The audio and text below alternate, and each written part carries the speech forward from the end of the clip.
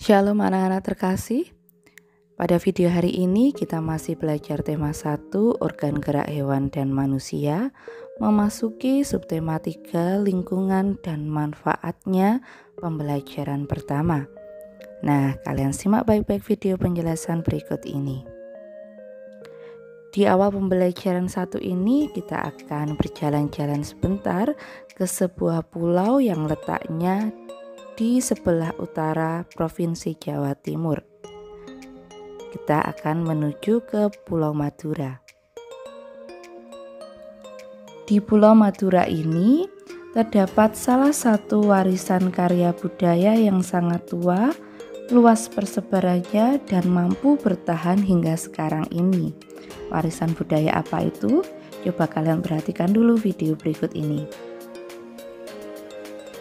Nah, coba kalian amati video tersebut.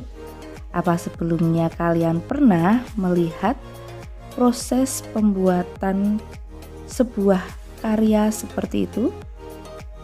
Kira-kira apa yang dilakukan oleh orang tersebut ya? Kalau kalian lihat, bahan apa yang digunakan dan nantinya akan menjadi barang apa yang dihasilkan dari kegiatan tersebut.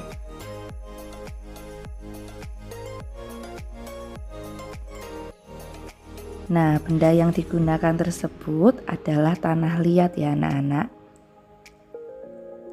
Kalau dilihat dari bentuknya sepertinya akan membuat sebuah vas atau kendi. Nah, proses seperti ini menghasilkan sebuah karya yang dinamakan gerabah. Nah, anak-anak, apa kalian tahu apa itu gerabah ya? Gerabah merupakan barang pecah belah dari tanah bakar yang dibuat secara tradisional seperti proses dalam video tadi. Gerabah dikenal juga dengan sebutan tembikar. Gerabah ini sudah dibuat oleh manusia sejak mereka hidup menetap dan mulai bercocok tanam beberapa ribu tahun sebelum Masehi loh. Bahkan sampai saat ini pun kita masih bisa mendapatkan gerabah di seluruh pelosok Nusantara.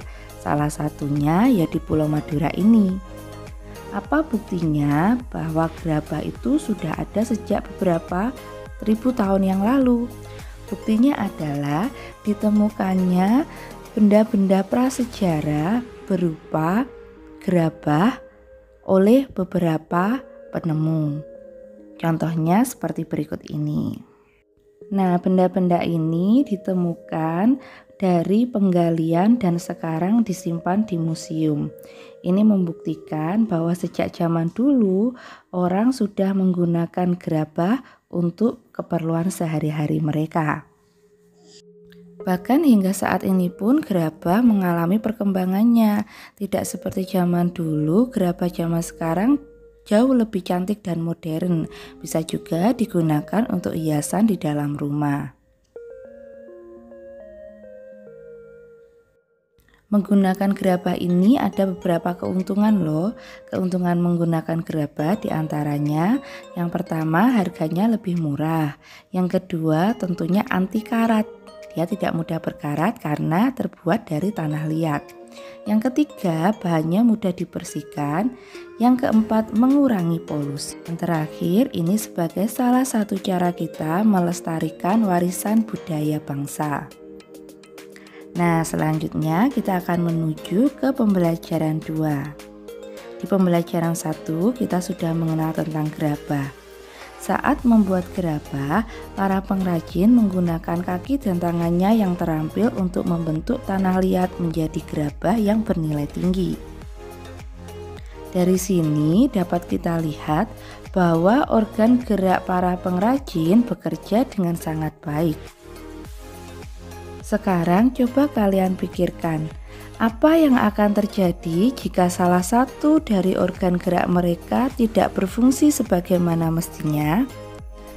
Tentu saja ketika salah satu dari organ gerak mereka mengalami gangguan, para pengrajin tidak akan bisa membuat gerabah seperti sebelumnya.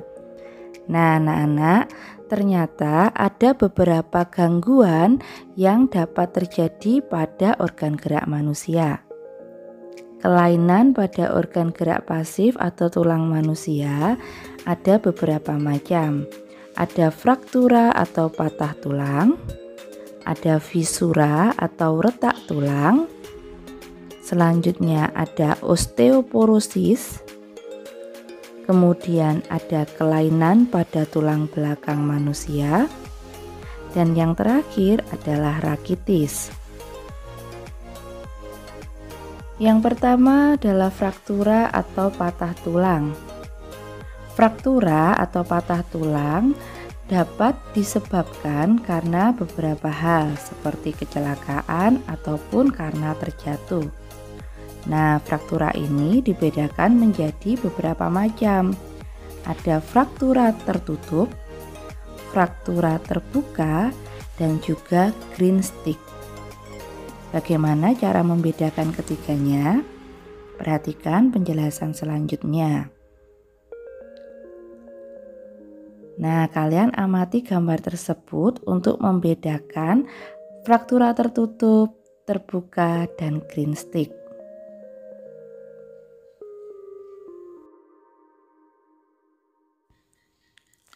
Fraktura tertutup ini adalah patah tulang yang menyebabkan otot menjadi terluka, tetapi tulang yang patah tidak sampai keluar dari kulit. Sedangkan fraktura terbuka, patah tulang yang terjadi menyebabkan tulang mencuat keluar kulit.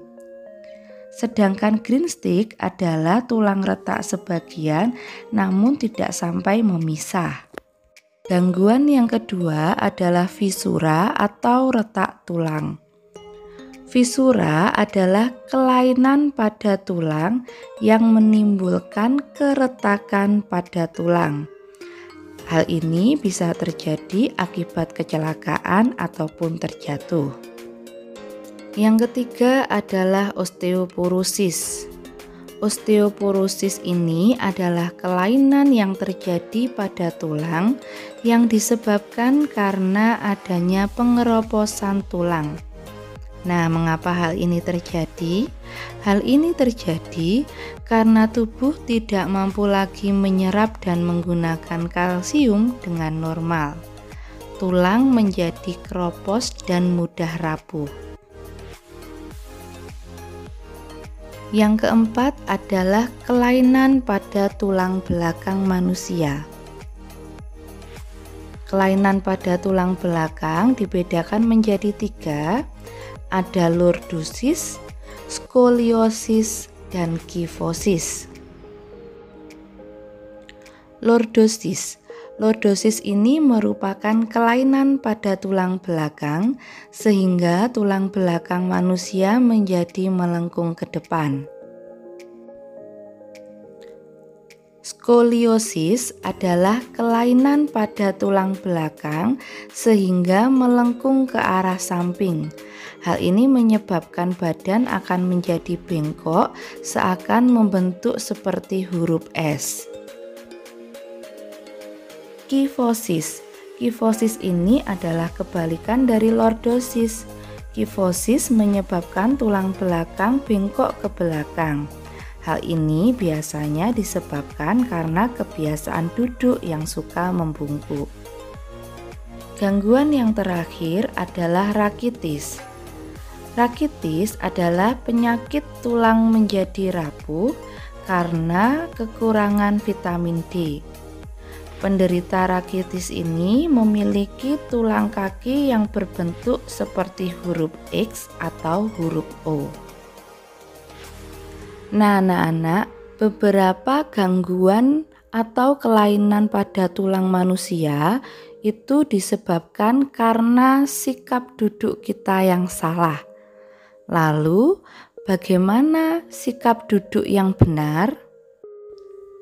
Adapun sikap duduk yang benar adalah usahakan posisi kepala kita segaris dengan tubuh dan menghadap ke depan. Bahu rileks dengan lengan berada pada kedua sisi tubuh kita. Siku menempel pada tubuh dan menekuk membentuk sudut 90 derajat sampai 120 derajat. Punggung ditopang secara penuh atau kita bisa duduk sedikit bersandar. Selanjutnya, posisi paha dan pinggul ditopang oleh dudukan kursi dan sejajar dengan lantai. Yang terakhir, lutut setinggi panggul membentuk sudut 90 derajat.